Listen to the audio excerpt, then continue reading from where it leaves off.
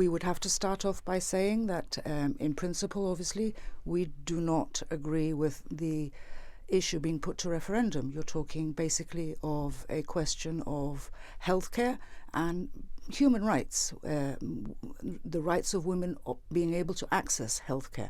So yes, we don't agree with the idea of a referendum. We would have hoped that the law would have been passed in Parliament, as was possibly the initial idea of the government back earlier on this year.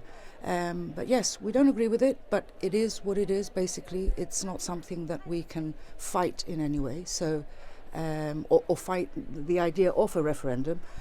But yes, we will be campaigning, we will be upfront campaigning for a positive outcome for women in Gibraltar at the end of the referendum. By positive outcome, you mean the passing of the bill? Yes, absolutely. The law as it stands basically provides for abortion services in Gibraltar for those women who feel they need an abortion, and those women who are right now possibly either going across to Spain and accessing the services there, or possibly getting on a flight and going to the UK.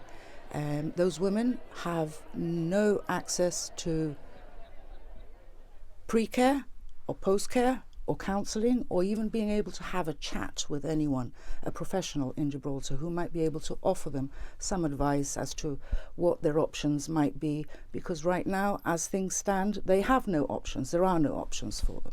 Well, one of the things that has yet to be debated is the wording of the question which will be put to the people of Gibraltar in a referendum. Do you have any thoughts on that? What we would like to see is the question being based on what the provision in law is right now, people having the facts of what that law actually means, and then being asked, do you agree with that law? Would you like to see that law in place or not? I suppose something along those lines would be our preference. In your press release, you've placed a considerable amount of emphasis on what you consider to be inflammatory language, namely the use of the term abortion on demand. Why do you feel so strongly about this? Because it is demonstrably not true. There's no basis in fact to say that what we will have is abortion on demand.